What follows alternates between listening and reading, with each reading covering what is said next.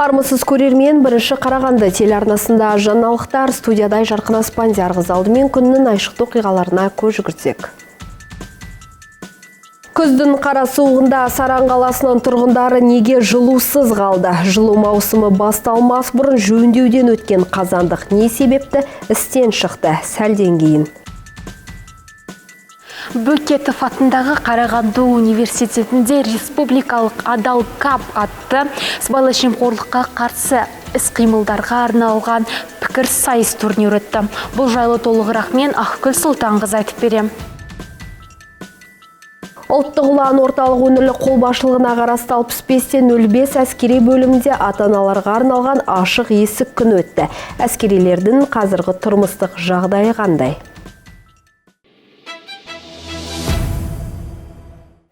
Бірінші қазаннан бастап облыста жылыту маусымы басталды. Алайда Саран қаласының тұрғындары күздің қара суығында жылусыз қалды.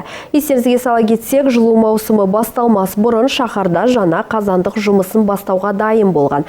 Алайда қыс келмей жатып, онда мәселелер туындаған. Қала әкімі әлеуметтік желіде халыққа үндеу жасады. Саран қаласының әкімі Еркін Баулықов жылу маусымы алдында тұрғын үйлер қысқа толығымен дайын деген болатын. Тіпті қыркүйек айында жаңа қазандықты іске қосу жоспарланған еді. Ол шаһарда 80% тұрғын үйді қамту керек. Алайда техникалық ақау болып, үйлерге ескі қазандықтар арқылы жылу жіберу жұмыстары жүргізілген. Уважаемые жители, как вы знаете, мы достроили центральный теплоисточник. Құрметті тұрғындар, өздеріңіз білетіндей орталық жылу электр орталығының құрылысын аяқтадық. Қазір жұмыс барысында техникалық ақаулар шықты. Алайда олар тез арада жойылып жатыр. Осыған орай біз уақытша ескі жергілікті жылу электр орталығына қосылуды жөн көрдік. Олардың жұмысын бастауға уақыт керек. Бүгінгі күнде 6 жергілікті жылу көздерін қосудамыз. Қолайсыздықтар үшін сіздердің алдарыңызда кешірім сұраймын. Жылыту маусымы басталғаннан бері Саран қаласында 8 қазандық іске қосылды. Олар қалада 95 үйді, соның ішінде барлық әлеуметтік нысандарды жылытады. Естеріңізге сала кетсек, былтырғы жылдары еліміздің бірнеше қалаларында жылу электр орталықтары істен шығып, тұрғындар жылусыз қалған болатын. Осы жылы келеңсіздіктерді алдын алу үшін энергетика министрлігі қазандықтардың жөндеуіне 150 миллиардқа жуық қаржы бөлген. И ближе нахожусь на центральном теплоисточнике, где проходят наши вспомогательные работы. Өздеріңіз білетіндей орталық жылыту қазандығы бұл жаңа нысан. Ол 10 жылдан астам уақыт бойы салынды. Қазір жабдықтың өзін режимдік реттеу бойынша ауқымды жұмыс жүріп жатыр. Біз қаланы жергілікті резервтік көздерден жылытуды қамтамасыз ететін жылыту қазандықтарын сақтадық. 85 үйді енді қосу керек. Бүгін біз бұл жұмысты аяқтаймыз. Саран қаласының әкімі тұрғындардан қолайсыздық үшін кешірім сұрады. Жергілікті биліктің айтуынша жылу электр орталығында шағын техникалық мәселелер болған. Алайда қазір жағдай тұрақталып, тұрғын үйлерге қайта жылу беріле бастады. Ақгүл Сұлтанқызы, Дастан Шанин, бірінші Қарағанды телеарнасы. Шаһарымызда энергетика, мұнай және газ саласында бюрократия мәселелерін зерттеп, талдау бағытында құрылған жұмыс тобының отырысы өтті. Аталмыш жиынға мемлекеттік қызмет істері агенттігінің Қарағанды облысы бойынша департаментінің басшысы Жандос Сәрсен мен осы саланың тәжірибелі мамандары қатысты. Жиын президенттің мемлекеттік аппараттың қызметін бюрократиядан арылту жөніндегі шаралар қабылдау туралы жарлығына сәйкес мемлекеттік қызметтер агенттігіне осы салада талдау жұмыстарын жүргізу тапсырмасымен ұйымдастырылды. Ең алғашқы жұмыстар 2022 жылы басталған. Онда білім, денсаулық, еңбек секілді әлеуметтік салаларда бюрократиядан арылту бағытында талдау жұмыстары жүргізілді. Осында енді біздер тиісінше осы саланың білімді, тәжірибесі бар деген мамандарды жинадық. Бүгін соларды тыңдаймыз, мәселелерін жинақтаймыз. Соңынан осы жұмыс тобында берілген осы мамандармен, сарапшылармен берілген ұсыныстарды талдап, қорытындылап, кейіннен орталыққа жіберетін боламыз. Яғни мемлекеттік қызмет істері агенттігінің өзіне. Айта кетсек, жарлықта жүйелі және қолданбалы шаралар кешені қарастырылған. Бұл жүзеге асырылуы тиіс мемлекеттік аппаратта шешімдердің қабылдануын жылдамдатады. Мемлекеттік органдардағы бірінші басшылардың дербестігі мен жеке жауапкершілігін арттырады. Құжат айналымы мен есеп берушілікті қысқартады. Атап айтқанда, жүктелген міндеттерді жылдам жүзеге асыру үшін мемлекеттік органдарға нормативті құқықтық актілерді өздерінің функцияларын заңнамалық деңгейде нақтылап жатпай-ақ қабылдауға құқық беріледі. Аружан Ерланқызы, Айнар Дәуренұлы, Дастан Шанин, бірінші Қарағанды телеарнасы. Шаһарымызда жастар арасында сыбайлас жемқорлыққа қарсы қимыл жайында пікірталас өтті. Іс-шара осымен 3-ші жыл қатарынан ұйымдастырылып келеді. Білімділер сайысына еліміздің түкпір-түкпірінен білікті жастар бақ сынасты. Бас жүлдеге 300 мың теңгеге ақшалай сертификат берілді. Сыбайлас жемқорлық неден қорқады? Сыбайлас жемқорлық ол ашықтықтан, ол жариялықтан қорқады. Сондықтан осы студенттердің арасында да осы пікірталасты арқылы сыбайлас жемқорлыққа қарсы мәдениетті қалыптастырсақ, ол әу бастан бізге сыбайлас жемқорлықпен болашақта күресуге өзінің септігін тигізеді деп сенемін.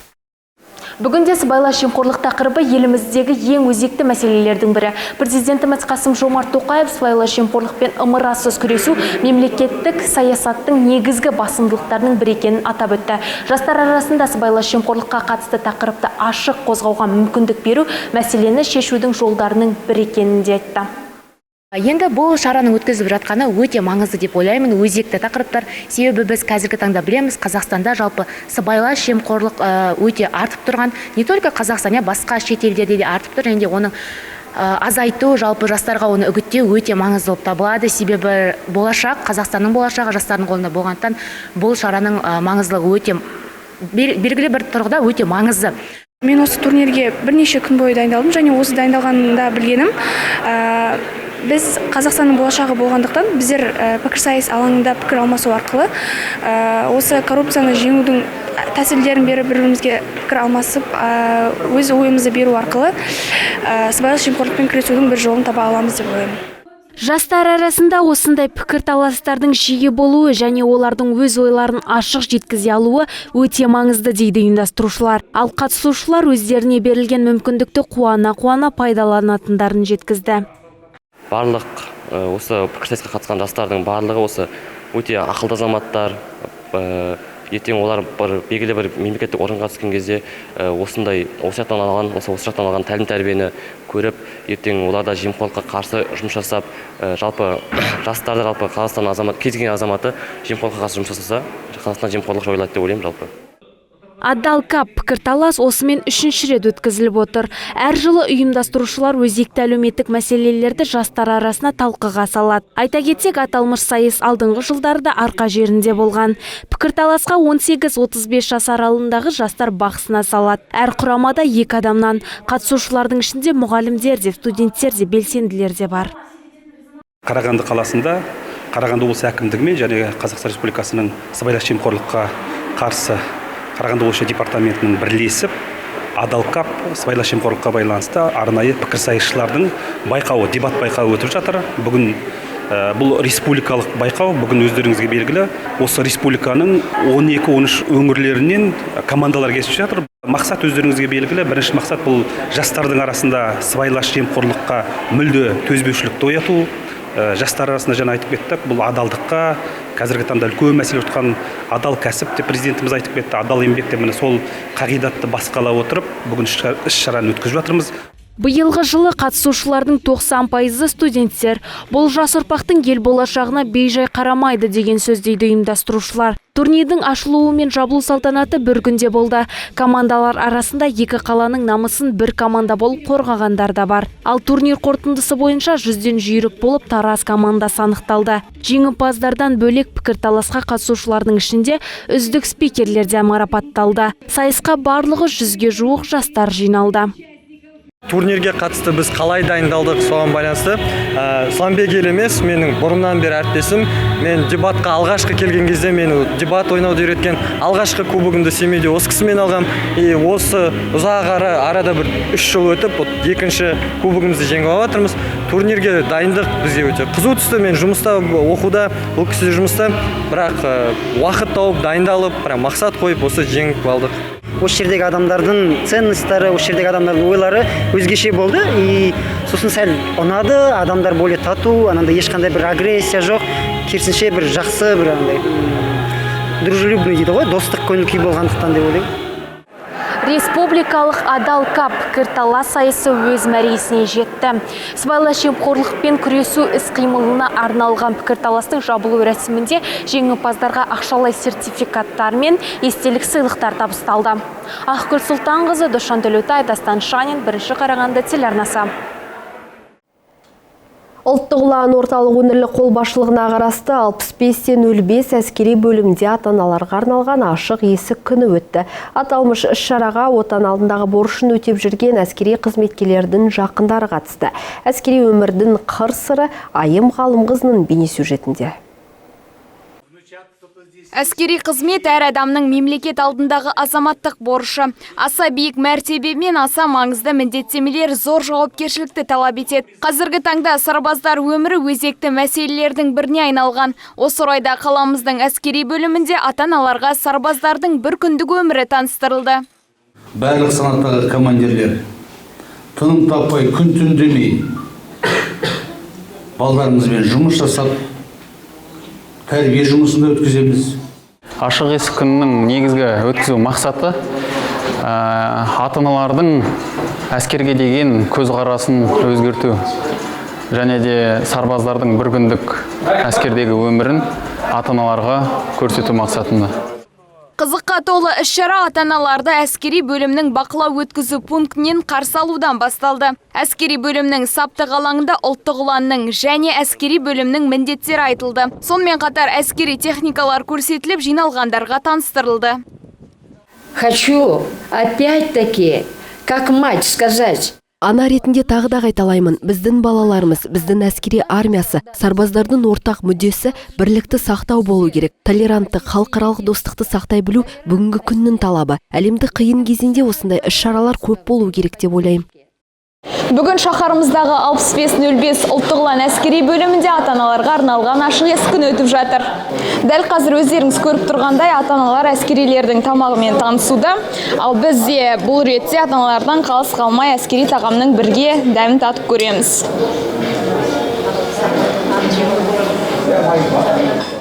Мен рота материалдық және қамтамасыз ету ротасында міндетімді атқарып жатқаныма 4 ай болды. Бізге осындай мүмкіндік бергенге командир бригадаға, қолбасшымызға үлкен көп рахмет. Сарбаздар өте қуанышты, ата-аналарға бір осы командирлерімізге көп рахмет. Бұлар күнде бола бермейді, сондықтан сарбаздар өте қуанышты. Ата-аналарға бәрін қуантуда. Өз ата-аналары өз баласын әскерде көрген қалайды. Өз қандай өмір сүріп жатыр, әскери өмірді көргісі келеді, баласы қандай әскери өмірді көргісі келетіні, өзім қандай міндетімді атқарып жатқаныма осы ата-анама көрсеткеніме өте разымын. Сондай-ақ ашық есік күні барысында әскери қару-жарақтар, қылмыскерді ұстауда қызметтік иттің іс-қимылы, әскери киім кию үлгілері және сарбаздардың жатын орындары көрсетілді. 70-ке жуық ата-ана бұндай маңызды күнге еліміздің түкпір-түкпірінен келген. Олар іс-шараның өзектілігін атап өтті. Бұл біз үшін өте қуанышты күн болды.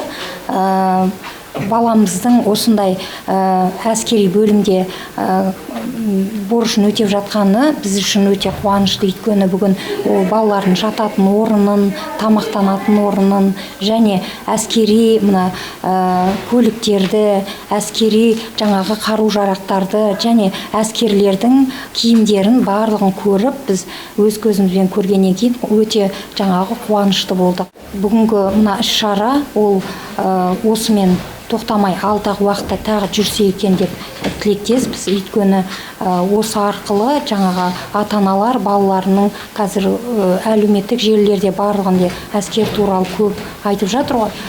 Шын мәнісінде өз көздерімен көріп, әскерге ешқандай қауіп-қатер жоғын барлығын көруге болады. Іс-шараның соңында 65-05 әскери бөлімнің командирі әскери бөлімнің клубында ата-аналардың сұрақтарына жауап берді. Содан кейін мадақтама қағазымен марапаттады. Жиын концерттік бағдарламамен жалғасты. Айым Ғалымқызы, Айнар Дәуренұлы, Дастан Шанин, 1-ші Қарағанды телеарнасы.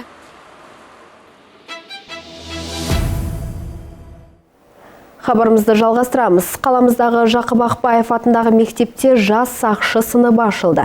Полиция департаменті жүзеге асырған жоба білім ошағындағы тәртіпті бақылап, жеткіншектер арасындағы құқық бұзушылықтың алдын алуды көздейді. Елде бір тұтас тәрбие атты бағдарлама жүргізіліп жатыр. Соның аясында полиция мектептері өз жұмысын бастауда. Жобаның мақсаты өскелең ұрпақтың отанға деген сүйіспеншілігін арттырып, патриотизмге тәрбиелеу. Оқушылар тек заң ғана жаттап қоймай, сабақтан тыс уақытта да қосымша білім берумен айналысып, үйірме мен спорттық іс-шараларға қатысады. Бұл ресурстық орталықтың ашылу мақсаты қазіргі таңда бұл тек қана осы Қарағанды қаласында емес, кезең-кезеңмен біздің облысымыздағы мынау есепте тұрған балалар, солардың алдын алу, құқық бұзушылықты болдырмау мақсатында осы ресурстық орталық ашып отыр. Енді осы ашамыз деген мектептерде алдын ала қандай оларға көмек керек, қандай бағытта жұмыс істеу керек, басын қалай бастау керек, оның барлығын осы жерде ресурстық орталықта тек қана теориялық тұрғыдан ғана емес, практикалық тұрғыда да көрсету мәселесінде ашылып отыр. Енді тағы бір бізде бүгін өздеріңіз көріп отырсыздар, Евгений Арыстанұлы атындағы Қарағанды зерттеу университеті өздерінің осы жерде заң факультеті өздерінің филиалын ашып отыр. Одан кейін бізде осы жерде медиа сыныптарын ашу. Бұл медиа деген әлеуметтік желіде балалардың өздеріне қажет емес ақпараттардан тыс жүру, қажетін алып, қажетсізін бойына сіңірмеу арқылы. Бұл жерде медиа сыныптың рөлі жоғары. Жас сақшылардың қатарында Еркиназ бен Зарина да бар. Олар аталмыш сыныпта білім алып келе жатқандарына 2 жылдан астам уақыт болған. Айта кетсек, полиция мектебіне болашағын қоғамдағы тәртіпті қадағалаумен байланыстыратын оқушылар қабылданады. Қазіргі таңда біздің мектебімізде осындай жас сарбаз сыныптарының ашылу мақсаты қазіргі кезде орын алып жатқан түрлі келеңсіз, жайсыз, тәрбиесіз жағдайлардың алдын алу. Сонымен қатар біздің сынып полиция қызметкерлерінің міндеттерімен, жұмыстармен танысып, түрлі экскурсиялардан өткен болатынбыз. Сондай-ақ жас сарбаз сыныбында ең алғаш әскери дайындық сабақтары өткізілді. Бұл бізге отан алдында және жерімізге сүйіспеншілігімізді арттырып, болашақта құқық қорғаушы болуымызға көмектеседі. Бұл қоғам үшін өте маңызды. Іс-шара барысында полиция қызметкерлері жас сақшы сыныбының ашылу мақсатын бүгінгі күнге дейін жеткен жетістіктерімен бөлісті. Олар жас өрендерге сәттілік тілеп, болашағынан зор үміт күтетіндерін айтты. Жас сақшы полиция сыныптарын құру, бүгінгідей ресурс орталықтарын ашу, бұл ішкі істер министрлігінің басым бастамасы. Және ең алдымен осы өскелең ұрпақты өзіміздің патриотизмге, отансүйгіштікке, тәрбиелеуге мектеп ортасында құқық бұзушылықтың алдын алуға және мамандық таңдауда көмек көрсетуге бағытталған. Айта кетсек, осындай сыныптардың бірі Теміртау қаласындағы нөмірі 17-ші мектепте ашылған болатын. Енді болашақта Балқаш, Саран қалалары мен Нұра ауданында жұмысын бастамақ. Аружан Ерланқызы, Дастан Шанин, 1-ші Қарағанды телеарнасы. Хоккей турнирінде Сарыарқа ұжымы көш бастады. Өткен демалыс күндері қарағандылықтар өз алаңында Ташкентті Хумамен 2 кездесу өткізді. Бірінші матчта оғландарымыз жеңіске жетіп, екінші ойында ұтылып қалды. Бірақ бұл оның жетекші орын алуына кедергі болмады. Сарыарқа мен Хумоға бірінші кездесуде жеңімпазды анықтау үшін негізгі уақыт жеткіліксіз болды. Ал есеп қорытындысы қосымша уақыттың аяқталуына тура 1 секунд қалғанда анықталды. Игорь Кузьменко қарсыластардың қақпасына алғашқы ұпайды енгізді. Айта кетейік, қарағандылықтар 3 шайбаны да басымдықпен салды. Матчтың нәтижесі 3-2, Сарыарқаның жеңісі. Хорошие бойцовские игры. Жақсы тартыс ойын көрсете алдық. Хума үздік команда, өзінің шеберлері екені сезіліп тұрды. Менің ойымша бұл хоккей командасы Қазақстан чемпионатындағы алдыңғы қатарлы ұжым. Жанкүйерлерге көптен көп алғыс айтамыз. Қолдауларыңыз үшін рахмет. Көңілден шығатын ойын болды деген сенімдеміз. Екінші кездесуде Сарыарқа Хумодан 0-2 және 2-4 есебімен жеңіліп қалды. Бірақ жерлестер негізгі уақытта жеңіліске жол бермеді. Оның үстіне 4-ші шайба ташкенттіктерге финалдық сиренаға 47 секунд қалғанда соғылды. Дегенмен аталмыш кеште жеңіс қонақтарда қалды. Овертаймның соңғы минутында қарағандылықтар қақпасына 5-ші шайба соғылды. Жеңілгеніне қарамастан Владимир Князев шәкірттері бір ұпай алып турнир кестесінде айқындықпен бірінші орынға шықты. Тяжелые игры, но они получились такие насыщенные. Думаю, такие игры нравится болельщикам. Ойын ауыр әрі тартысқа толы өтті. Бірақ көрерменнің ойынан шығатындай қанық эмоцияларға толы болды деп ойлаймын. Матч барысында қауіпті және жақсы сәттер кездесті. Бұл ойын жалпы турнирдегі үздік ойынымыздың бірегейі болды. Кешегі күнмен қорытындыласам, кей тұста салқынқандылығы жетпесе, кей тұстарда мінездің басымдылығы керек болды. Алда Сарыарқаны сырт алаңда ойындар күтіп тұр. 16 және 17 қазанда Алматыда оғландарымыз жергілікті командамен кездеседі. Одан кейін Қарағандыға оралып, керісінше Сарыарқа алматылықтарды қабылдайды. Айым ғалым қызы Дастан Шанин, бірінші Қарағанды телеарнасы. Өткен сенбіде шаһарымызда ауыл береке дәстүрлі күзгі ауыл шаруашылық жәрмеңкелерінің маусымы ашылды. Онда ауыл шаруашылық, ет, сүт өнімдері және облыс өндірушілерінің тауарлары орташа нарықтық құннан төмен бағамен ұсынылды.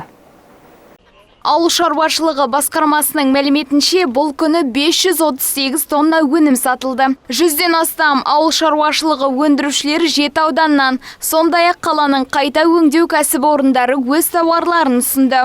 Қарағандылықтар орташа нарықтық бағадан төмен бағамен ет, көкөніс, картоп, сүт және балық өнімдерін, жұмыртқа және тағы басқаларын сатып ала алды.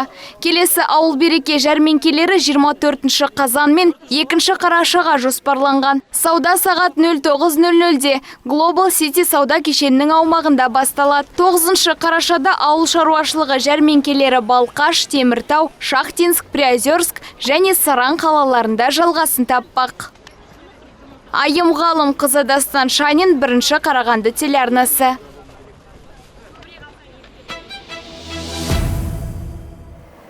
Апта басы дүйсенбіге келіп түскен ақпараттар легі осындай болды. Егер қандайда бір қызықты жаңалықпен бөліскілеріңіз келсе, редакциямыздың 42-06-49 телефоны бойынша хабарласуыңызға болады. Бірінші Қарағанды телеарнасы қосулы болсын.